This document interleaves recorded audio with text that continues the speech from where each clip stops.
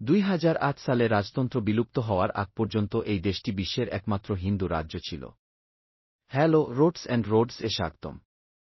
আজ আমরা নেপাল ঘুরে দেখছি, হিমালয় পর্বতমালায় অবস্থিত একটি স্থলবেষ্টিত দেশ, দক্ষিণ, পূর্ব এবং পশ্চিমে ভারত এবং উত্তরে চীন দ্বারা বেষ্টিত। এর ইতিহাস, ভূগোল এবং উষ্ণ আতিথেয়তা সম্পর্কে জানুন যা এই হিমালয় জাতিকে সংজ্ঞায়িত করে। নেপাল দক্ষিণ এশিয়ায় ভারত ও চীনের মধ্যে অবস্থিত একটি স্থলবেষ্টিত দেশ। নেপাল 181 বর্গ কিলোমিটার এলাকা জুড়ে বিস্তৃত এবং তেরাই অঞ্চলের নিম্নভূমি থেকে হিমালয়ের উচ্চতা পর্যন্ত পরিবেশগত বৈচিত্র্য ধারণ করে। এটি সাধারণত তিনটি ভৌগোলিক অঞ্চলে বিভক্ত: পর্বত অঞ্চল, পাহাড়ি অঞ্চল এবং তেরাই অঞ্চল। উত্তরে হিমালয়ে বিশ্বের 10টি সর্বোচ্চ পর্বতের মধ্যে 8টি রয়েছে, যার মধ্যে মাউন্ট এভারেস্টও রয়েছে। পাহাড়ি অঞ্চলটি পাহাড়ের দক্ষিণে অবস্থিত এবং কাঠমান্ডু উপত্যকা অন্তর্ভুক্ত। উর্বর তেরাই অঞ্চলে ভারতের সীমান্ত বরাবর গ্রীষ্মমণ্ডলীয় নিম্নভূমি রয়েছে। স্বল্প দূরত্বে উচ্চতার অসাধারণ পরিবর্তনের কারণে নেপালের জলবায়ু বৈচিত্র্যময়। নিম্নভূমিতে আর্দ্র উপক্রান্তীয় জলবায়ু থাকে, অন্যদিকে পাহাড়গুলিতে আলপাইন জলবায়ু থাকে। জুন থেকে সেপ্টেম্বরের মধ্যে মৌসুমি বৃষ্টিপাত হয়। শীতকাল সাধারণত ঠান্ডা এবং গ্রীষ্মকাল গরম থাকে। উচ্চতার সাথে সাথে তাপমাত্রা হ্রাস পায়। নেপালে অনেক দ্রুত প্রবাহমান নদী রয়েছে যা হিমালয় পর্বতমালায় উৎপন্ন হয়। প্রধান নদীগুলির মধ্যে রয়েছে কোশি, গণ্ডকী, কর্ণালী এবং মহাকালী। উত্তর-পশ্চিমে রারাহ হ্রদ সহ হিমবাহের উৎপত্তিস্থলের হ্রদও রয়েছে। নদী এবং হ্রদগুলি সেচ, পরিবহন এবং জলবিদ্যুতের জন্য গুরুত্বপূর্ণ সম্পদ সরবরাহ করে। নেপালে 100টিরও বেশি জাতিগোষ্ঠী এবং বর্ণের বাসস্থান। নেপালি জনগণ মহান সাংস্কৃতিক, ধর্মীয় এবং ভাষাগত বৈচিত্র্য প্রদর্শন করে। বিশ্বব্যাংকের তথ্য অনুসারে দেশে প্রায় 3 কোটি মানুষ বাস করে। কিছু প্রধান জাতিগোষ্ঠী হল ছেত্রী, শেরপা এবং তামাং, কাঠমান্ডু উপত্যকার নেওয়ার এবং দক্ষিণ সমভূমিতে থারু এবং মাইথিল। নেপালে বর্ণ এবং জাতিগত পরিচয় গুরুত্বপূর্ণ। 2008 সাল পর্যন্ত নেপাল বিশ্বের একমাত্র হিন্দু রাজ্য ছিল। তবে এটি ধর্মীয় মিশ্রণের স্থান। যদিও বেশিরভাগ নেপালি হিন্দু, তবুও অনেক বৌদ্ধ গোষ্ঠী রয়েছে। ইসলাম, খ্রিস্টধর্ম, জৈন ধর্ম এবং সর্বপ্রাণবাদ সহ অন্যান্য ধর্মাবলম্বীরাও এখানে পালন করা হয়। নেপালে হিন্দু ও বৌদ্ধ উভয় ধর্মের জন্য গুরুত্বপূর্ণ তীর্থস্থান রয়েছে। নেপালি হল সরকারি জাতীয় ভাষা, তবে আরও কয়েক ডজন ভাষা কথিত। মৈতিলি, ভোজপুরি, থারু, তামাং, নেওয়ারি, মাগার এবং আওয়াধি হল কিছু প্রধান আঞ্চলিক ভাষা। নেপালের ভাষাগত বৈচিত্র্য যোগাযোগ, শিক্ষা এবং শাসন ব্যবস্থার জন্য চ্যালেঞ্জ তৈরি করে।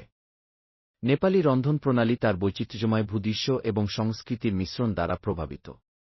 ভাত, মসুর ডাল, শাকসবজি এবং মশলা দিয়ে সুস্বাদু মাংস নেপালি রান্নার প্রধান উপাদান। নেপালি খাবার হল হৃদয়গ্রাহী পাহাড়ি খাবার থেকে শুরু করে মশলাদার তরাই খাবার পর্যন্ত। নেপালের জাতীয় খাবার হল ডাল ভাত, যার মধ্যে রয়েছে ডাল নামক মসুর ডালের স্যুপ এবং ভাত নামক ভাত।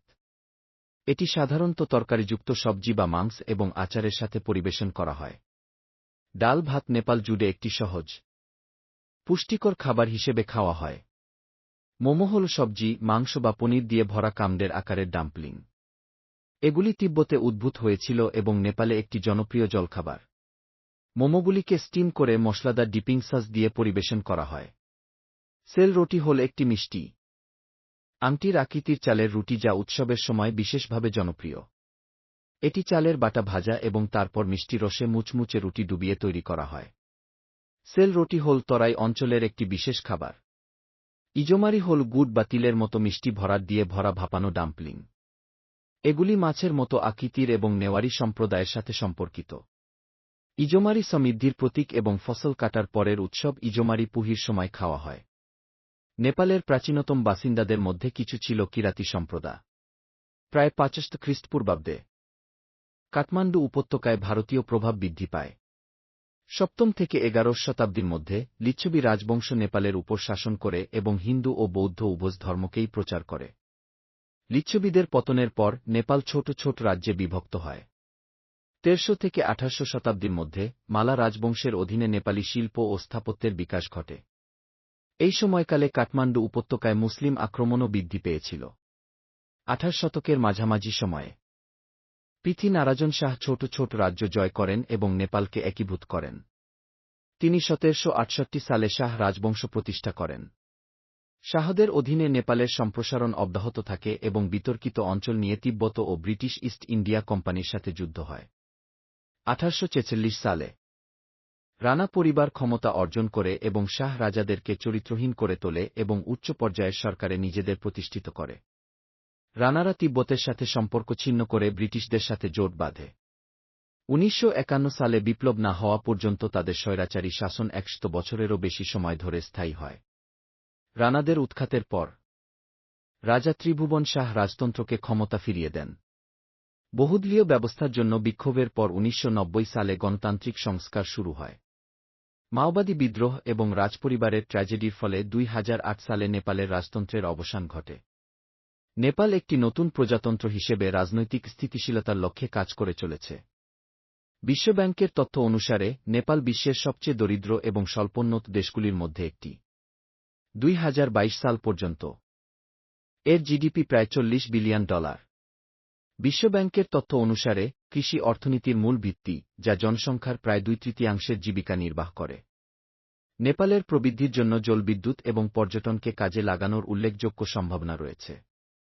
নেপালের জিডিপির 1/3 কৃষি। প্রধান ফসলের মধ্যে রয়েছে ধান, ভুট্টা, বাজরা এবং গম। আখ, আলু এবং পাটের মতো অর্থকরী ফসলও চাষ করা হয়। জীবিকা নির্বাহের জন্য কৃষি প্রাধান্য পায়।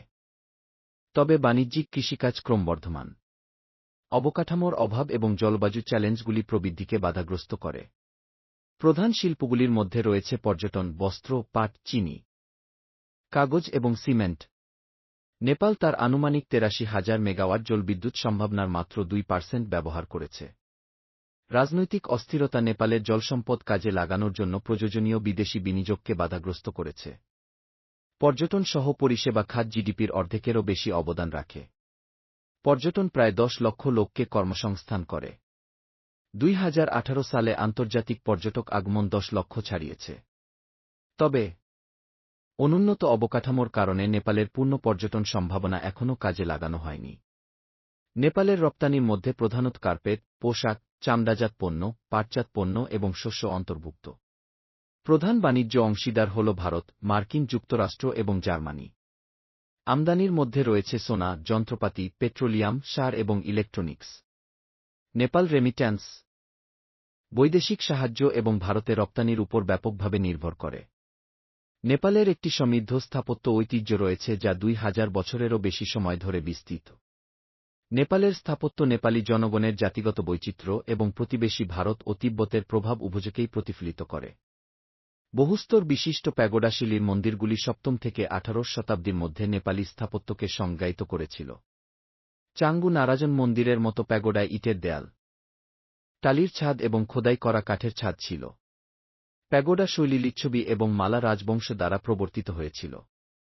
স্তূপগুলি হল গম্বুজ আকৃতির বৌদ্ধ স্মৃতিস্তম্ভ। 12 থেকে 18 শতকের মধ্যে ঠাকুরি রাজবংশের সময় স্তূপ শৈলীর বিকাশ ঘটে। বুদ্ধনাথের মতো প্রধান স্তূপগুলিতে চারদিকে বুদ্ধের চোখ আঁকা গোলার্ধের ঢিবি রয়েছে। 12 থেকে 18 শতকের মধ্যে কাঠমান্ডু উপত্যকায় নেওয়ারি স্থাপত্যের বিকাশ ঘটে। নেওয়ারি স্থাপত্যের মধ্যে রয়েছে বাহাল, বহুতল উঠোন মঠ এবং কাঠমান্ডুর পুরাতন প্রাসাদ। নেওয়ারি স্থাপত্যে ইট এবং খোদাই করা কাঠের নকশার সমন্বয় রয়েছে।